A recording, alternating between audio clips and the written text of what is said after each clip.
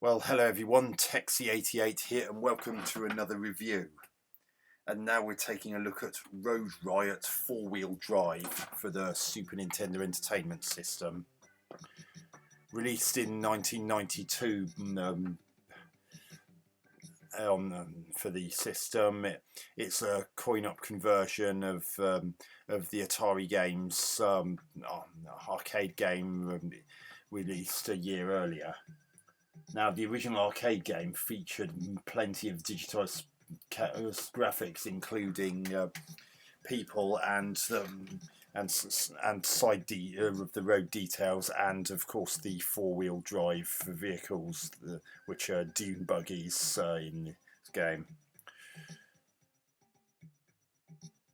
Now, I thought I'd actually give this a proper review after it featured in the Hall of Shame segment of the live stream that I did on YouTube on the 18th of July 2021. Now, this allows 1 or 2 players, and obviously I'm going to be doing 1 player because I don't have a second player, and you've got 3 different difficulty settings.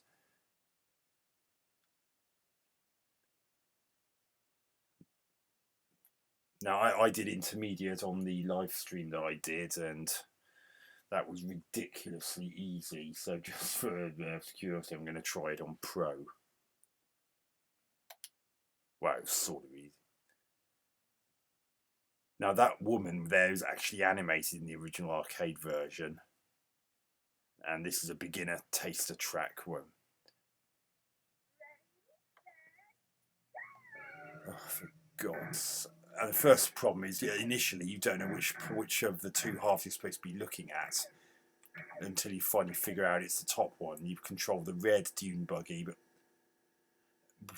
no sooner have you started the game, you can already find problems with it. In particular, some pretty bad speech samples and an abysmal frame rate. I mean, look how much this jerks and jolts.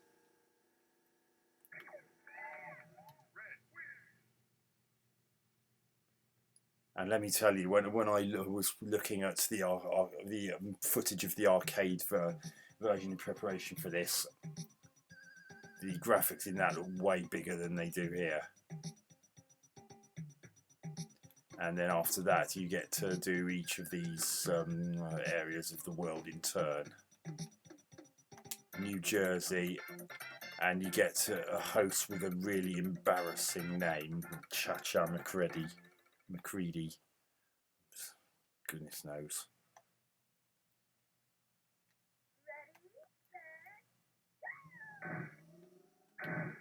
Oh God, I haven't got. And you quite often you find yourself just tumbling about all over the place because everything's so jerky that you haven't got a clue what's going on. And look at the way this road's undulating. I mean, when I was actually doing it on my live stream, there are points where my dune buggy even disappeared off the bottom of the screen, and it's really hard. And it's really hard to avoid obstacles, partly because you just career all over the place and bounce about like you're on these gigantic springs. I mean, but see, look, you just bounce about all over the place when all you're trying to do is get from one side of the track to the other. I mean, as you can see, you can actually you're actually armed with shots which you can use on the other racers. Oh, for God's sake. This is horrific, and quite frankly, I'm hard pressed to find any difference in difficulty between this and the intermediate that I did on the live stream. This feels exactly the same to me.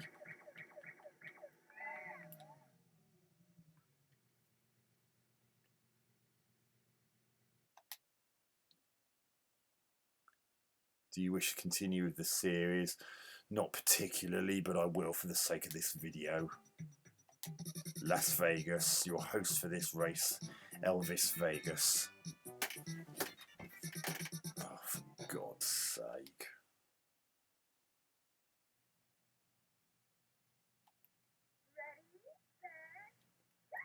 And the thing that's most sickening is that when this game first came out here in the UK, it retailed for a whopping $44.99 or $44.95, depending on where you actually bought from. I mean, honest to God, can you imagine if a kid had saved up their hard-earned pocket money? I mean, 45 quid for a kid would have been a blooming huge amount for them. And that's in 1990s money. I know that Xbox One and Xbox Series X games don't in more recent years have similar price tags, but let me tell you, 45 quid back in 1992 would have been a very bitter pill to swallow. To pay all that kid, thinking of it, looking at these screenshots on the box and thinking, that doesn't look too bad. In stills, it looks quite impressive for an early SNES title, but for goodness sake, the way it moves is just, ugh.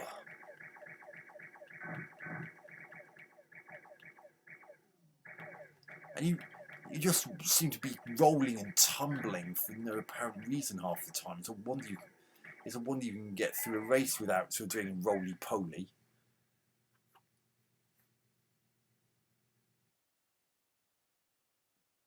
Oh dear. Well, I came first in that race, and that's on hardest to Antarctic. Oh dear.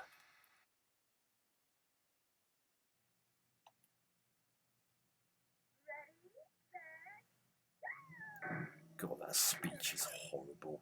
It's nowhere near as good as it is in the original arcade version. Oh, for God's sake. Even the animation's crap, and these are digitised graphics. Oh, for goodness.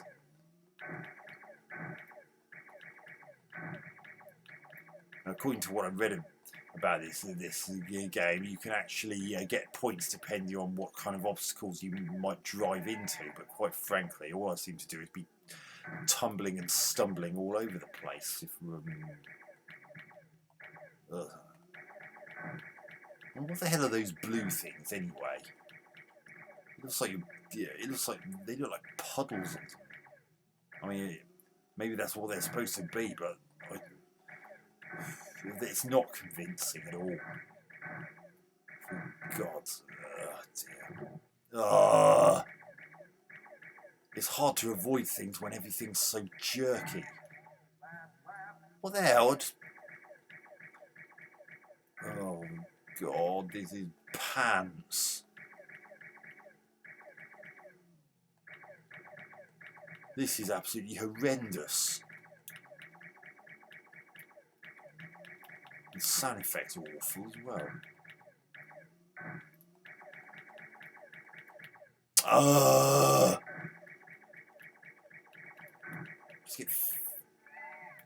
Bloody hell, I actually won on the hardest difficulty setting again.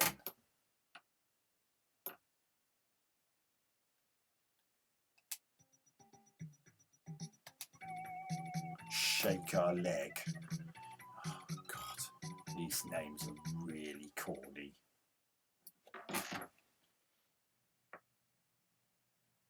And why is it split as if it were two-player even when you're playing by yourself? I mean, what's the point in that? Couldn't they have got rid of that and made it full screen for one player or something, and then maybe it wouldn't be reduced to this choppy mess? Maybe, but then THQ, who published the game, were known for publishing crap back on the Super Nintendo back then. They were even responsible for that, for publishing that appalling conversion of Pit Fighter on this same system, which is a game I've already previously reviewed on my channel. Because quite frankly, every time someone saw THQ's name attached to a SNES game back then, unless they weren't aware of what was happening, that probably filled them with mortal dread. Oh, for God's sake. There are times where you can't even see what's going on because everything jerks about all over the place. And it's also blooming hard to shoot at your opponents because everything's so jerky. You're never quite sure where you're supposed to be shooting. Oh God, I just keep careering from one side of the track to the other.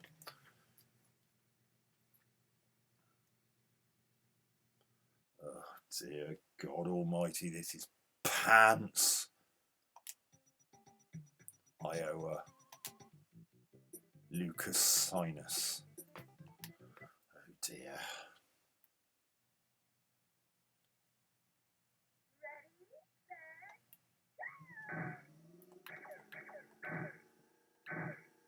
I mean, this is on the hardest difficulty setting, and it's practically like you can't actually fail per se.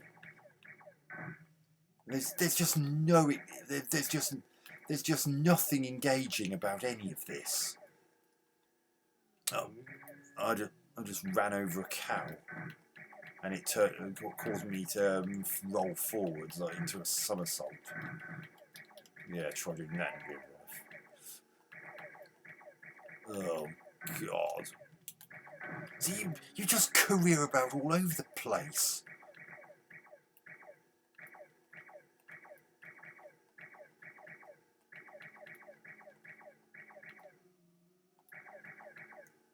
This is absolutely horrendous.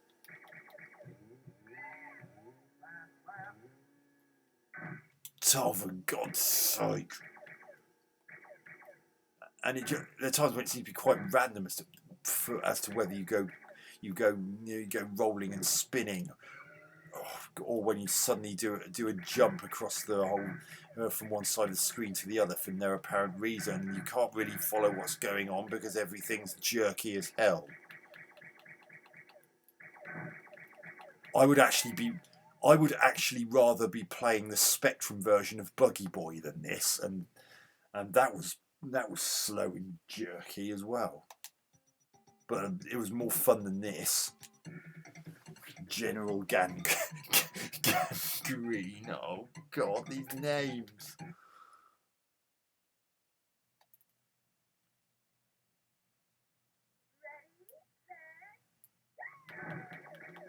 I mean, there are probably going to be some people who think that those names are quite racist, but quite frankly, the fact that they're so bad is enough of a problem in itself. They're really cheesy and corny.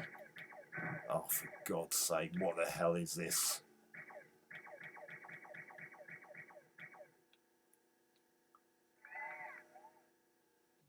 See, look, I even disappeared off the bottom of the playing area just then because of the way this road undulates. Oh, for goodness sake. I'm barely even slowing down for corners, and I don't seem to be good. I seem to have more trouble staying on the road on straights than I do on corners. Figure that one out if you can.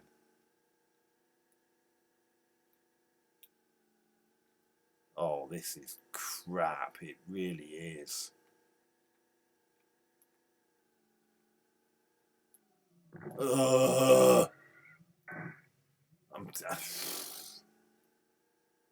I just despair. I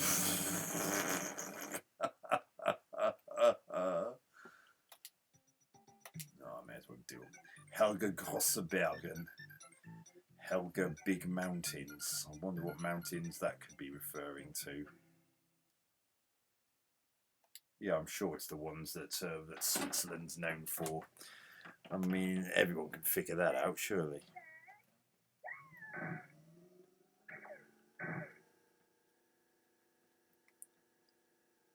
So, and I nearly went. See, I practically went off them. Ugh. And now it's starting to get rocks in the middle of the road, and they're quite hard to see. Not only because you quite often your dune buggy completely blocks your view of it, but also because everything's so jerky, you don't even know when you're going to hit them.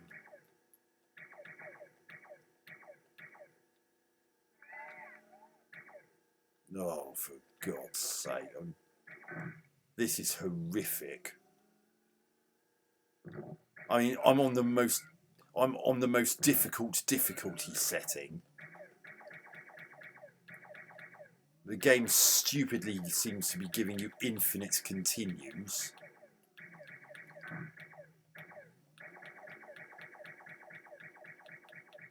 Oh.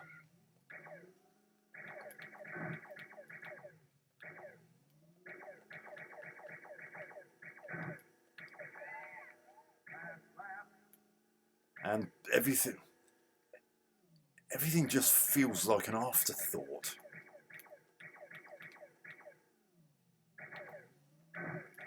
I mean, did someone just think, oh, this looks going to look great in the screenshots, let's just chuck it out, even though it moves like a complete cluster bomb? I nearly said cluster, something else, but as I've said before, I try my best to avoid having the F word in my reviews.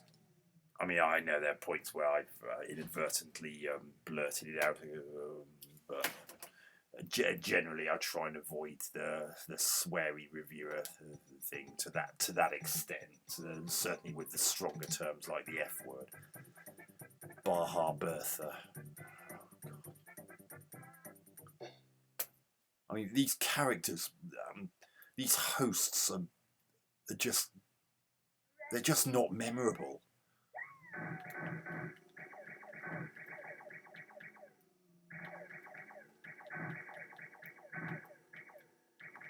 Oh, God. Ugh.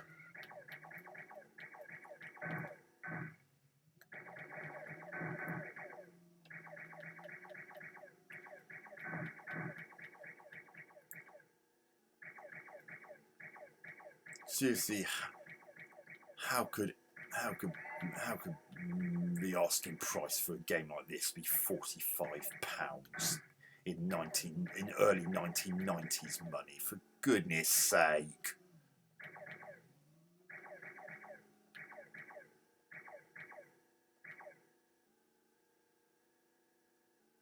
Ah! I mean, I knew that was there because it jolts. The whole view jolts so much. It's a classic case of not being able to tell when you're going to hit things because everything's so jerky. You don't really get a very good idea of where you are in relation to them. By the time you do, you've already hit the blessed thing.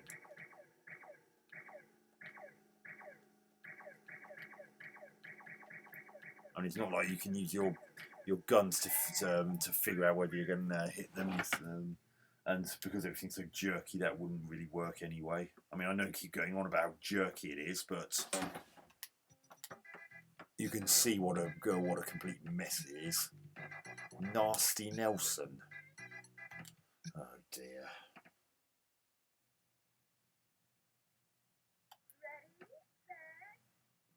That speech is so bad. And now you've got cars driving across the track.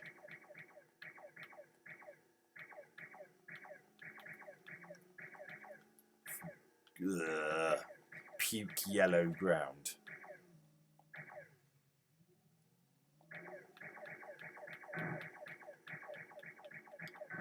Oh, you can't tell when you're going to hit things, even when it seems obvious.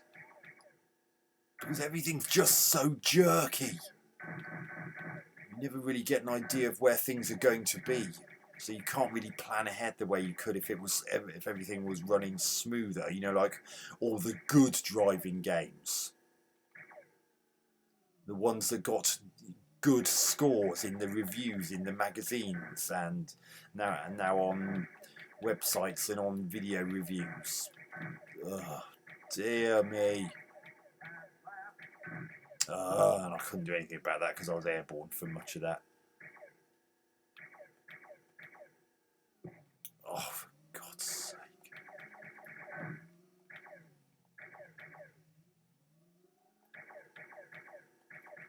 And to think this was around the same time as Super Mario Kart came out, and that was £5 cheaper.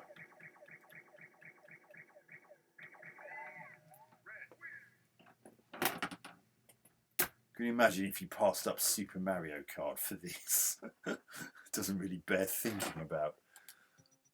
California. Backwards Ben. More like backwards game. Everything about this game just doesn't work. From the poor quality digitized graphics to the horrible speech samples to the disappointing sound to the way that everything just jerks along, and the design in such a way that that the road can undulate in a manner that causes your dune buggy to go off the bottom of the screen like it just did a few moments ago, and just then. I don't think even though those others are clearly shooting, I don't think they can ever hit you. I mean, hit you with their bullets. I know they can hit you with themselves, but I don't think any of the bullets they've ever shot at me have ever hit me. Unless I've completely missed something, which I don't think I have. Oh, for God's sake. See, what the hell's going on there?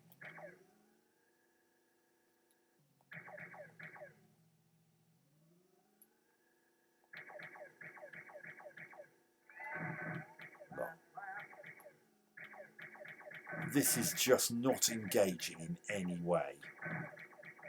This is another typical early 1990s THQ clunker for the Super Nintendo. And I can't say, I'm really hard pressed to think of anything positive to say about this game. Even if you lose, you just don't feel disappointed because you can just continue with the series. Crazy Killer Carl. I mean, what kind of hosts are these anyway? Why would a host of a... I mean, I suppose in real dune buggy racing you wouldn't be able to shoot each other, but... So, I guess they gave them names like that to try and come across as hardcore, but... Really, they're not hardcore at all. They're just embarrassing, and I haven't got a clue what's going on there because everything's such a mess of pixels that don't even move smoothly. Oh, for God's sake!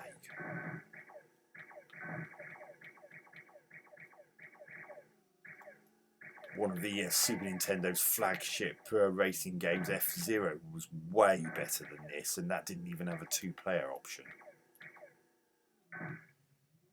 In fact, when I did the aforementioned live stream, I actually followed this up with that because, quite frankly, I needed something. I needed the therapy to overcome the shock of playing this. Ugh. But I really can't see this being any more difficult than the intermediate difficulty level. I mean, I wouldn't have wanted to pay £4.95 for this. Never mind £44.99 or £44.95 or whichever one it was. Don't really know, but don't really care. It was definitely just under £45. That much I do know because I looked up Super Play's review scores in preparation for this video. Oh God, I'm just absolutely flabbergasted. I didn't find that any more difficult than when I did the intermediate difficulty setting on my live stream. And not even 25 minutes of gameplay, and I've done all the races in the game. A game that cost just under £45, and it doesn't even give you half an hour of anything even remotely enjoying gameplay. enjoyment. See, I can't even talk properly because this game's got to me. And then you get crappily digitised pictures like this. Excellent. Is it really? Well, I guarantee you this game is anything but excellent. It's absolutely crud.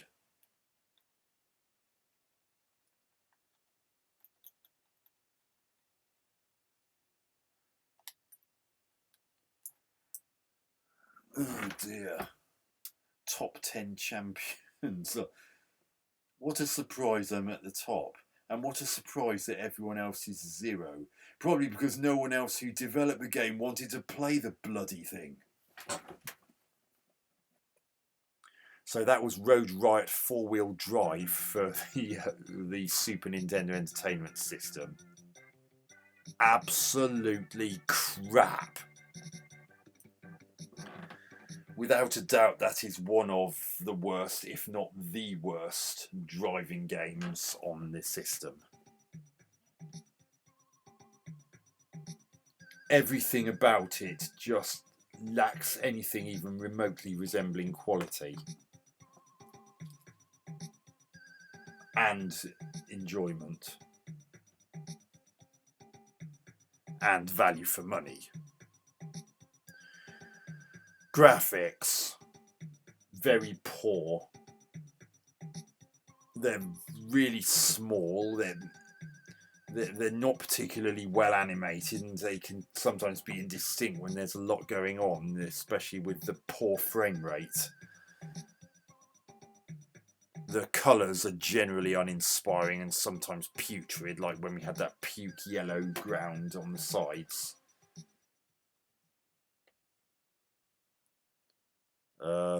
Sound,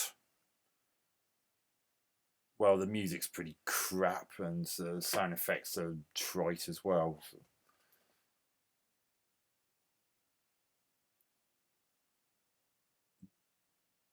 There's just nothing special about the audio at all, and the digitised speech samples aren't that great. Gameplay. Well, as you saw, the frame rate was utterly dreadful. It made things really hard to follow on screen. I don't understand why one player couldn't have taken up the whole screen. Why do you have to have that split screen even when there's only one human player playing? Why did they do that? I mean, this is in a track mode and you don't even get any sound in it.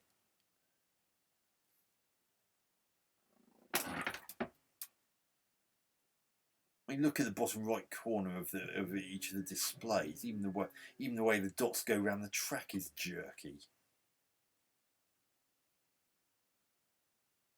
Oh, dearie me. And the vehicle's controls are pretty rubbish as well, and the controllability is even worse. Quite often, when you're just trying to switch the equivalent of switching lanes, you just go careering from one side of the screen to the other, and if you're really unlucky, you'll just be sent tumbling by accidentally clipping a divot in the road, or crashing into a rock or something, and then you find that there's a rock just in front of you, so not long after that, so you end up crashing into that as well if you're not careful.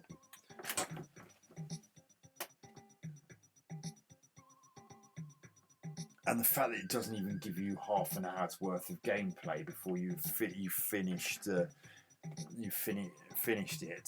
The likelihood is, after you've done that, you probably never want to play it again. I certainly don't want to play it again.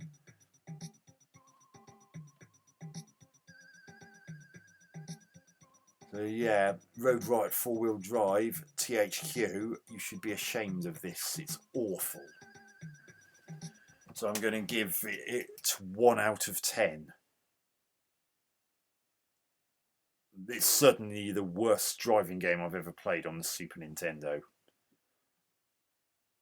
It might even be the worst driving game on the Super Nintendo, as I said earlier. So anyway, I hope you enjoyed that review. Catch you on another video soon. THQ-88 out.